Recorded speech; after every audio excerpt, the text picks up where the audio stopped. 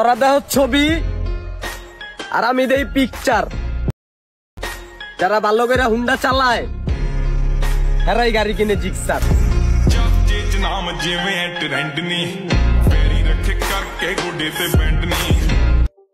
So guys, তোমরাও কিন্তু এখন থেকে তোমাদের যে কোনো নর্মাল ফোন দিয়ে শ্যুট করা ভিডিওকে এডিট করে এই ধরনের আইফোনের কোয়ালিটির ভিডিওতে কনভার্ট করে ফেলতে পারবে, তাও আবার একদম প্রফেশনাল ওয়েতে। সো আজকে এই সম্পূর্ণ টিউটোরিয়ালটি দেখলে তোমরা ফুল এডিটিং প্রসেসটি বুঝে যাবে। তো চলো শুরু করা যাক। তো গাইস, আজকের এডিটটি করার জন্য আমাদের ভিএন অ্যাপের প্রয়োজন হবে। তোমাদের যাদের ফোনে এই ভিএন এডিটর অ্যাপটা নেই তারা গুগল প্লে স্টোর থেকে ডাউনলোড করে নিও। এই অ্যাপটি কিন্তু অ্যাপেল স্টোরের মধ্যে অ্যাভেলেবেল রয়েছে। তো আমরা সরাসরি চলে যাচ্ছি এই অ্যাপটার মধ্যে। তো তোমরা যদি নতুন অবস্থায় এই অ্যাপটি ওপেন করো তাহলে তোমাদের কাছে কিছু পারমিশন চাইতে পারে, তোমরা অ্যালাউ দিয়ে নিও। তো অ্যাপটা চলে আসার পরে আমাদের সবার সামনে কিন্তু এই সেম ইন্টারফেসটি চলে আসবে। এখান থেকে আমরা এডিট করার জন্য যে নিচের প্লাস আইকন রয়েছে এটার মধ্যে ক্লিক করে দিব। ক্লিক করার পরেই আমরা এখানে যে নিউ প্রজেক্ট লেখা রয়েছে এই নিউ প্রজেক্টের মধ্যে ক্লিক করব। তো এটাতে ক্লিক করার পরে আমাদেরকে নিয়ে আসবে গ্যালারির মধ্যে। গ্যালারি থেকে তোমরা যেই ভিডিওটা এডিট করতে চাও সেই ভিডিওটা এখান থেকে সিলেক্ট করে নিবে। আমি একটি ভিডিও সিলেক্ট করে নিচ্ছি। তো সিলেক্ট করে নেওয়ার পরে নিচের যে নেক্সট বাটন রয়েছে এই নেক্সট বাটনে দিয়ে দিলেই দেখবে আমাদের যে ভিডিওটা রয়েছে সেটা আমাদের এডিটিং অ্যাপের মধ্যে চলে এসেছে। তো অ্যাপের মধ্যে চলে আসার পরে তোমরা যদি লক্ষ্য করো এখানে কিন্তু সকল এডিটিং অ্যাপের মতো অনেকগুলো অপশন দেওয়া রয়েছে। এই অ্যাপটার ইন্টারফেসটা কিন্তু অনেকটা ক্যাপকাটের মতো, কিন্তু এটা দিয়েও তোমরা অনেক সুন্দর এডিট করতে পারো। তো আমরা প্রথমে কি করব, ভিডিওটার একদম লাস্টে চলে যাব। এটার মধ্যেও কিন্তু শেষে একটি ওয়াটারমার্ক রয়েছে, আমরা ওয়াটারমার্কটি এখান থেকে ডিলিট করে দিব। আর ওয়াটারমার্কটা ডিলিট করার পরে আমরা ভিডিওর এমন একটা পার্টের মধ্যে নিয়ে আসবো যেখান থেকে আমরা ভিডিওর ব্যাকগ্রাউন্ডের যে কালারগুলো রয়েছে সেগুলো যেন ভালো মতো দেখতে পারি, কারণ আমরা এডিটিং করার সময় তাহলে দেখে দেখে ভালো মতো অ্যাডজাস্টটা করতে পারবো।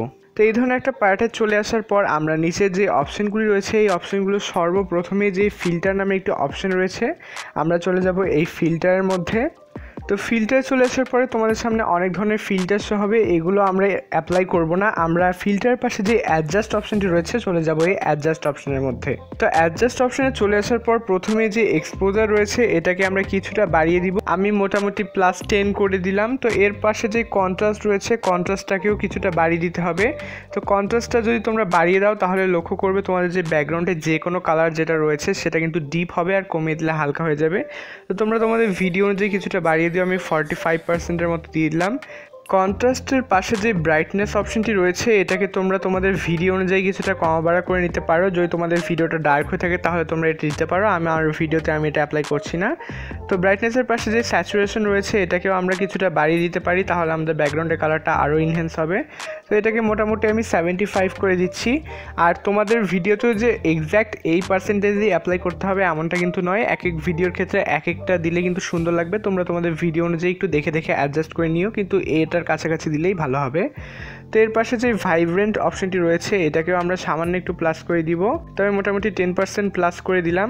তো এর পাশে যে টেম্পারেচার অপশনটি রয়েছে এই টেম্পারেচারের মাধ্যমে কি হয় তোমরা আশা করি জানো, এটা বাড়িয়ে দিলে কিন্তু একটু ইয়েলো ভাব চলে আসবে, আর কমিয়ে দিলে ব্লু টোন চলে আসবে। তো তোমরা ওই টেম্পারেচারটা সামান্য কিছুটা অ্যাডজাস্ট করতে পারো, আমি সামান্য একটু কমিয়ে দিচ্ছি।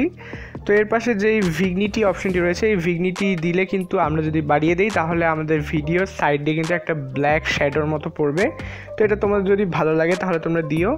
আর এর পাশে যে HSL রয়েছে এখানে আমরা কিছু চেঞ্জ করব না, আমরা শার্পেনে চলে যাব। শার্পেনটা আমরা সামান্য একটু বাড়িয়ে দিব, আমি 10% দিচ্ছি। তো তোমরা আবার বলছি তোমাদের ভিডিও অনুযায়ী যেটা ভালো হয় তোমরা সেটা দিবে।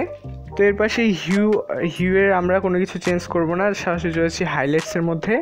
হাইলাইটসটা মোটামুটি 40%-এর মতো দিয়ে দিলাম, এবং সবার শেষে যে শ্যাডো রয়েছে এটাকে +10-এর মতো করে দিলাম। তো এতটুকু করার পরেই কিন্তু আমাদের ভিডিওর যেই এডিটিংটি রয়েছে সেটা কমপ্লিট হয়ে গেছে, খুবই ইজি প্রসেস। আর তোমরা তো প্রথমেই দেখেছো যে কতটা পরিমাণ ডিফারেন্স চলে এসেছে। তো এবার আমরা ভিডিওটা ডাউনলোড করে নিতে পারি। আর গাইস, তোমরা কিন্তু এখনই চাইলে তোমাদের এই ভাই চ্যানেলটিকে সাবস্ক্রাইব করে রাখতে পারো এই ধরনের নতুন নতুন ফটো এবং ভিডিও এডিটিং টিউটোরিয়াল পাওয়ার জন্য। সেভ করার জন্য তোমরা টিক মার্কে দিয়ে দিবে। টিক মার্কে দিয়ে দেওয়ার পর তোমরা যদি একটু উপরের দিকে লক্ষ্য করো এখানে কিন্তু একটি সেভ আইকন রয়েছে, এটার মধ্যে ক্লিক করার পরে এই ধরনের কিছু অপশন চলে আসবে। আমরা এগুলো কিছুই চেঞ্জ করবো না, জাস্ট নিচের যে এক্সপোর্ট অপশনটি রয়েছে এটার মধ্যে দিয়ে দিব। এটিতে দিয়ে দেওয়ার পর সামনে কিছুক্ষণ ওয়েট করলেই আমাদের ভিডিওটা আমাদের গ্যালারিতে সেভ হয়ে যাবে। সো গাইস, আজকে টিউটোরিয়ালটা কেমন লাগলো অবশ্যই ভিডিওটা একটা লাইক দিয়ে কমেন্ট করে জানাও। আশা করছি তোমাদের সঙ্গে দেখা হচ্ছে পরবর্তী কোনো টিউটোরিয়ালে। Till then, good bye.